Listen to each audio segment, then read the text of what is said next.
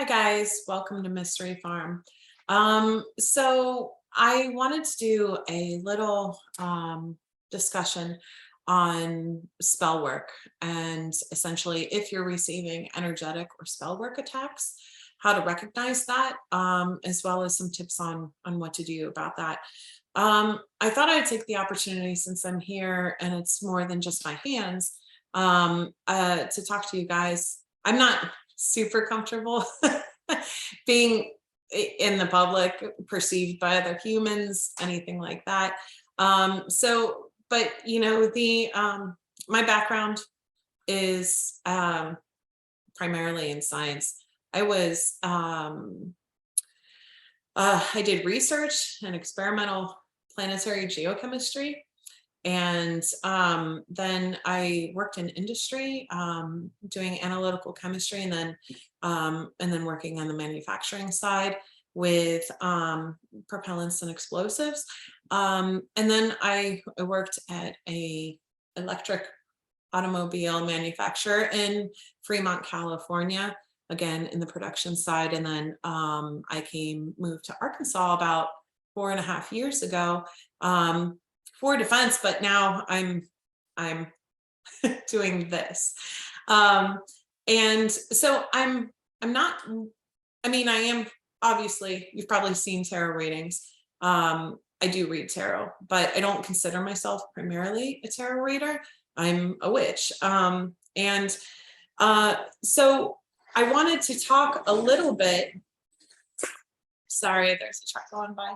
I wanted to talk a little bit about that, and just about spell work, and in particular, if you are a genuine twin flame and on this journey, you're going to run into spell work at some point. And that's part of why I decided to change my career, is because I want to be able to help people that are in those situations and dealing with that, because it can be really harmful. And I understand that when you first encounter that, it can be like really difficult thing, because you like I mean I since I was 9, I've had prophetic dreams and visions. Obviously, with having a very scientific and rational and logical sort of interest in career choice. It's not that I didn't believe my experiences, but I didn't ever sort of delve into what happened for me personally versus, sort of those rational explanations that I tried to explain away to myself, until my spiritual awakening, in sort of 2017 and 2018, as I went through that. So I understand that for a lot of people, it's the same way. You're kind of just like a normal person minding your own business. And then all of a sudden, because of this one particular connection that you have, you're, you can come under attack. I wanted to talk first about how to recognize spell work if it's being done on you or maybe somebody that you're in a connection with. The most common spell work that I've seen, in terms of what twin flames encounter, are binding spells, which can include love spells, and death spells, unfortunately, and just generally curses along those lines.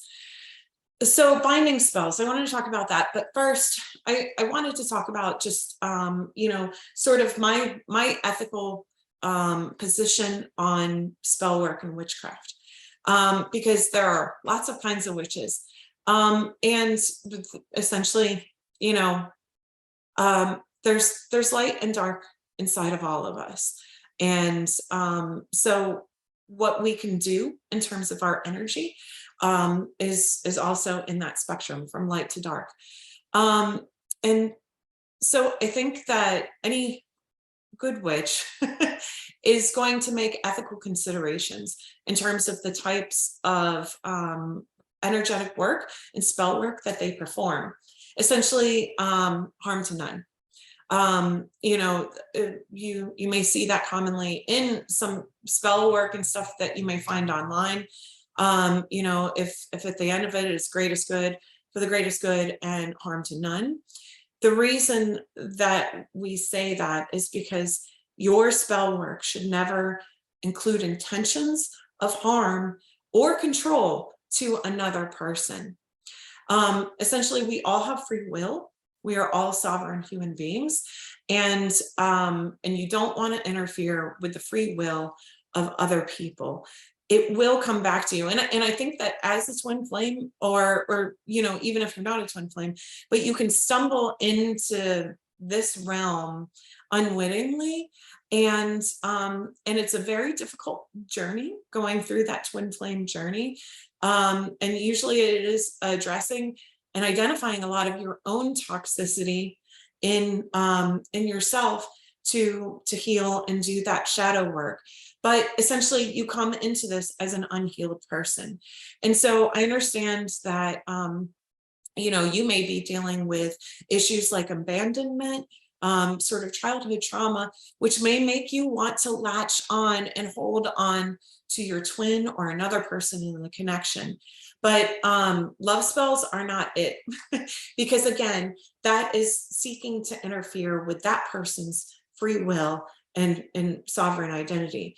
And what I can tell you is that any energetic work that you do that you send towards another person to either cause them harm or create control over that person will come back to you without any assistance from people like me. Okay, people like me can help speed up that return as well as clear people, but that magic and that spell work and that energy is going to return to you. And regardless of if you're putting out good or bad intentions.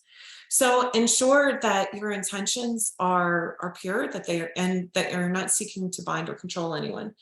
So let's talk about binding spell work, like love spells first. Those are very common, where someone is seeking to create control for that person not to leave them, or to create an obsession for that person towards them. Okay. If binding spell work has been done on you or a person that you know, what you're going to see is often kind of like almost a split personality type departure from their normal seated emotional state, personality, or characteristics. You may see all of a sudden this person acts out in extremely different ways than they normally do. They may all of a sudden be prone to emotional outbursts or just very cold, behavior. And that person that has a binding on them is going to feel a love-hate towards the person they have been binded to. So because essentially that energy is not going to stay consistent, you'll go from feeling like completely obsessed about the person, thinking that they're absolutely perfect, kind of throwing away any reservations or objectivities that you have about person, and just being like magnetically drawn to them without kind of understanding why. Because then on the other hand, you're going to flip-flop back and forth between that feeling and hating the person, where you don't understand, like, why did I do that with this person? Why, why would I feel that way? Not feeling and understanding your own feelings about attraction or interest in the person. If you're struggling with addictions, you may see an intensification in those addictions, drugs, alcohol, sex addiction. And this person, the person with the binding spell work, can also see a breakdown of a variety of number of relationships surrounding them, with friends, family, coworkers, etc., other people outside of this person that has binded them. And so if all of a sudden you're losing like a bunch of friends, or family members cut you off and stuff like that, and you're going through this intense up and down feeling towards another person, as well as struggling with new kind of anger and depression, or deepening depression, that is an indication that someone has put a binding spell on you. with regards to death spells and curses, as well as just evil eye, somebody doesn't have to do an actual spell. If they have an obsessive energy towards you, where they are hyper focused, sort of stalking on you, hating on you, and they can send that energy towards you because they're sort of consistently staying locked into that obsession and energy. Some ways to identify if that's happening to you. I see most typically wasps. I have a good relationship with all animals and insects. But if all of a sudden, and it'll usually happen and repeated, you'll usually get it and then you'll get it again.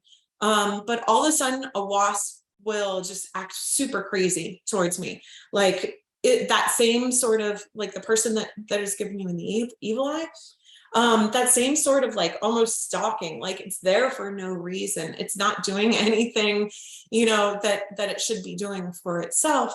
And the wasp may sting you, or it may just sort of like harass you. And so, it's not just seeing it once, but it's seeing that in succession a couple times. And as well as in your dream space, if you are being stung by wasps or scorpions or other kind of stinging creatures in a dream, because a lot of that energy that's being sent to you through that spell work or through curses exists primarily on that astral plane. And so that's where it's going to come to you as well, is in your dream space and on that astral plane. So if you are seeing one or both of those things, and usually it happens both, someone is probably sending some energetic manipulation your way. So what to do if that happens? There's and I'll put some links in the description box below. You want to stay grounded and protected every day. There are a ton of grounding and protection meditations. And so there are some spiritual hygiene practices that you can do for yourself every day that are going to help protect that energy. So I would suggest getting into those guided meditations because you don't have to listen to that every time, but the guided meditations will give you a sense of how to connect to that energy. So make sure that you are grounded and protected for that. While you are under attack, you want to keep your vibration as high as possible, as well as avoid other people in low vibrations. If you have problematic family members or friends that, like always complain about something, those are the people that you want to stay away from when you know that you're under attack, because essentially those lower vibrational energies or the manipulations, attachments, dark attachments, can utilize those sorts of people more easily to come at you. So protect your energy in terms of who you're interacting with. I understand at work, you might not have much of an option, right? But there are other things as well. Crystals do help. And I forgot to bring obsidian and tourmaline are the two, in my opinion, greatest protective crystals. I have obsidian at all corners of my house to essentially create a grid between all of the obsidian rocks, so that the entire house is protected. I've also warded my property. And those are, because like I said, this is why I got in, started my own business, this is the sort of thing that I do want to help people with, because I understand, it's for a lot of times, and especially for witches, I have a strong connection with plants and animals.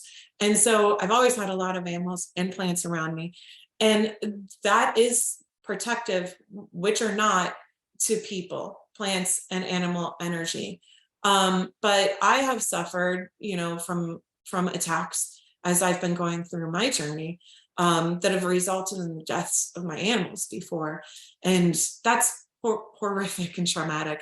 So I've learned a lot in terms of how to protect myself and protect my animals from that. But please do understand that those other energies around you, like plants and animals, can take on those attacks for you. So, if you needed another excuse to go spend money on plants that you don't need. I'm giving it to you. Plants always help, you know, just energetically for people in general, but they do absorb negative energies like that. And I'd rather have a plant die than an animal. But I wanted to, oh yeah, so obsidian and tourmaline. So buy as many obsidian chunks as it takes to kind of like cover each of the corners of your house. Do you want to come in, buddy? Okay. But yeah, and then tourmaline for the bedroom, wherever you sleep. I mean, I'm assuming you sleep in your bedroom. If you sleep in a coffin or something, great, put it in there. Yeah, so a big chunk of tourmaline, because that's going to help protect you in the astral realm as well. So you want to keep that under or nearby your bed. Okay, I wanted to talk quickly too, because this is something that I have used. Again, sorry. Poppets, which you know, other people might call them like voodoo dolls, but I'm not going to show you mine because nobody should know what your poppet looks like. But basically you can make like a little like doll of yourself, essentially, right? Or you can even have like a little stuffed toy, something that represents you though, and that other people don't know what it looks like, because this is something that you do want to keep just for yourself. But so let's say that it's this bear, right? It's not, but let's say that it is. So I'll put a link, but basically I buy these little like globes that have these little wooden platforms. They're supposed to be for making your own like little terrarium, but that's not what I use it for. What I use it for is I put a protection sigil on you know, 3 points of this as well as on the top, and I can talk more about sigils if you guys want, but there's plenty of information on the internet. But so I put my protection sigil on it, and then I put a little circle of salt on this platform, and I put myself, and then usually like a little one of the electric candles, you know, I may put 1 or 2 in there, and then you can kind of seal that up and just leave that on your altar, your nightstand, like whatever it is, but in a safe space where basically he's not going to get disturbed. But the reason for doing that is to protect your own energy as you go out in the day. You can also wear crystals yourself. And what else was going to say? Oh yeah, but when you make that poppet for yourself, I would suggest making 2. The reason is that you also want to have a decoy. So I have a decoy somewhere on my property so that anybody sending energy goes to that poppet and not to me. But be careful also where you put that, because at one point I had it in my chicken coop, and then you know, someone sent an attack towards me and several of my chickens died. Not the ones that my dogs killed. That was separate. Anyway, so there are things like that you can do, but I also highly recommend warding your property and your house. So like I said, the obsidian and the tourmaline is on the inside, but warding is that is spell work, and it's a very long process. I am going to be creating, once I get my supplies for that for you guys, on my Etsy page, essentially warding kits, so that I can guide you through how you actually perform that protection. So yeah, keep your eye posted for that. If right now you are experiencing an attack, of course you can leave a comment, and you know, I'm willing to work with you if you are struggling with energetic work being done against you. You can get cleared, and there's, you know, lots of reputable people that can do energetic clearings for you. There's lots of certified, you know, spirit release therapists. I would recommend Charlotte from Happy Souls 1111. I'll leave a link in the description box. You can go to her website, and I think that you can book those clearings from her, as well as Made for Love. She's another twin flame reader, but she does clearings as well. You want to make sure that you're working with ethical and reputable people. That's what I'm going to say, because there's lots and lots, and aside from just witches, there's lots of energetic practitioners out there all over the internet, and frankly, some just want to make money, and they'll do whatever you ask them to do, right? But you are still, even if you have another practitioner do some of those black magic, like binding spells, death magic, stuff like that, just understand that that doesn't only come back on them, that comes back on you, because those are your intentions that you're sending out. So I wanted to send a strong message about that. Please let me know if you guys have questions or comments about this, as well if you've experienced something and you're wanting clarification on that assignment, because this is a quick kind of message, and I definitely didn't cover everything.